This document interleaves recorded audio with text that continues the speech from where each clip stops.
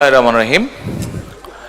জনাব মাহবুব আলী মরহুম মাহবুব আলী খান 41তম মৃত্যুবার্ষিকী উপলক্ষে আয়োজিত আজকের এই আলোচনা সভার সম্মানিত সভাপতি জনাব সাদিক, সম্মানিত সভাপতি, মঞ্চে উপস্থিত ওলেমা মশায়েখগণ, সম্মানিত ওলেমা মশায়েখগণ, মঞ্চে উপস্থিত অতিথিবৃন্দ এবং আমার সামনে উপস্থিত আমন্ত্রিত অতিথিবৃন্দ, আমার স্ত্রী ডক্টর জুবাইদাকে এখান থেকে অনুরোধ করা হয়েছে পরিবারের পক্ষ থেকে কিছু বলার জন্য। স্বাভাবিকভাবে আজকের এই দিনটিতে মাহবুব আলী খান সাহেবের সন্তান হিসেবে উনি কিছুটা মানসিকভাবে ভারাক্রান্ত, সেই জন্য ওনার পক্ষ থেকে, পরিবারের পক্ষ থেকে আমি আপনাদের সামনে দাঁড়িয়েছি ওনার জামাতা হিসাবে। আমি প্রথমে আজকের অনুষ্ঠানের এই আয়োজকবৃন্দ যারা আছেন সকলকে একটা সুন্দর আজকের এই সুন্দর অনুষ্ঠানটি আয়োজন করার জন্য সকলকে আন্তরিকভাবে পরিবারের পক্ষ থেকে ধন্যবাদ জানাতে চাই। যেভাবে মরহুম মাহবুব আলী খান সাহেবের জীবনী তুলে ধরা হয়েছে, যেভাবে ওনাকে সুন্দরভাবে উপস্থাপন করা আছে, দেশের জন্য উনি যে সকল কাজগুলো করেছিলেন সেগুলো যেভাবে সুন্দরভাবে উপস্থাপন করা হয়েছে, যারা যারা কষ্ট করে এই আয়োজনগুলি আয়োজন করেছেন, এই প্রোগ্রামগুলোকে সাজিয়েছেন, প্রত্যেককে আন্তরিকভাবে আমি পরিবারের পক্ষ থেকে ধন্যবাদ জানাতে চাই। সম্মানিত উপস্থিতিবৃন্দ, আমার যেহেতু একটি আলাদা পরিচয় আছে, আমি একজন রাজনৈতিক কর্মী, স্বাভাবিকভাবে যখন আপনাদের সামনে দাঁড়িয়েছি একটি দুটি কথা 1 মিনিট সময় হয়তো আমি নিব। এখানে কথা এসেছে মরহুম মাহবুব আলী খান সাহেবের বিষয়। উনি একজন দেশপ্রেমিক মানুষ ছিলেন, দেশের জন্য উনি কাজ করেছেন। এখানে কিছুক্ষণ আগে বিভিন্ন বক্তব্য বলে গেছেন যে দেশে একটি পরিবর্তন এসছে, দেশের মানুষ কিছু চাইছে, রাজনৈতিক দলগুলো, রাজনৈতিক কর্মী, রাজনৈতিক নেতৃবৃন্দের কাছে সামনের দিকে বাড়তে চাইছে দেশ। এখানে আপনারা যারা আছেন প্রায় অধিকাংশ মানুষই রাজনীতির সাথে জড়িত আছেন।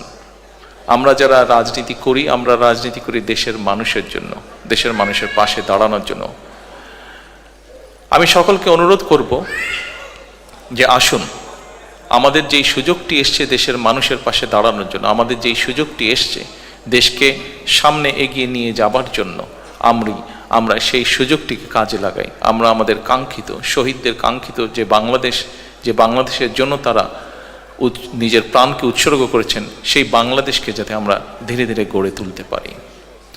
সম্মানিত উপস্থিতিবৃন্দ,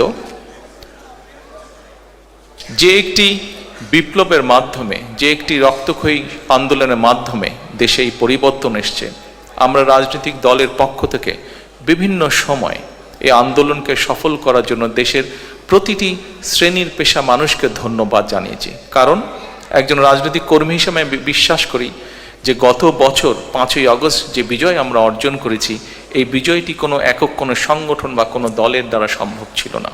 সমাজের সর্বস্তরের মানুষ, প্রত্যেকটি শ্রেণী পেশার মানুষ রাজপথে নেমে এসেছিলেন বলেই এই আন্দোলনটি সফল হয়েছে, বাংলাদেশ স্বৈরাচার মুক্ত হয়েছে। আমরা বিভিন্ন সময় দলের পক্ষ থেকে, আমি ব্যক্তিগতভাবে দলের পক্ষ থেকে আমরা দেশের প্রত্যেকটি শ্রেণী পেশার মানুষকে আমরা ধন্যবাদ জানিয়েছি। আমি প্রায় 17 বছর প্রবাসে আছি। আপনারা যারা প্রবাসী আছেন, শুধু ইউকেতে না, পৃথিবীর বিভিন্ন দেশে যারা আছেন, প্রবাসে যারা আছেন, আপনাদেরই একটি অংশ হিসাবে আমি প্রবাসে 17 বছর ধরে আছি। আমরা একটি গোষ্ঠী যাদেরকে আমরা হয়তো ধন্যবাদ জানিয়েছি, কিন্তু কম জানিয়েছি আন্দোলনকে সফল করার জন্য যাদের অবদান ছিল। অর্থাৎ সম্মানিত উপস্থিতিবৃন্দ, আজকের এই অনুষ্ঠানের মাধ্যমে সারা বিশ্বে যত বাংলাদেশি প্রবাসী আছেন, যারা বিগত আন্দোলনে, স্বৈরাচারের বিরুদ্ধে যে আন্দোলন হয়েছে, সেই আন্দোলনে প্রবাসীদের বিপুল সংখ্যক মানুষ যার যার অবস্থান থেকে সেই আন্দোলনকে সফল করার জন্য বিভিন্নভাবে অবদান রেখেছেন। দেশের রাজনৈতিক নেতাকর্মীদেরকে সহযোগিতার মাধ্যমে, সোশ্যাল মিডিয়ার মাধ্যমে, মানুষকে উদ্বুদ্ধ করার মাধ্যমে বিভিন্নভাবে প্রবাসী মানুষেরা, আমাদের দেশের বাংলাদেশি প্রবাসীরা সহযোগিতা করেছেন, সাহায্য করেছেন।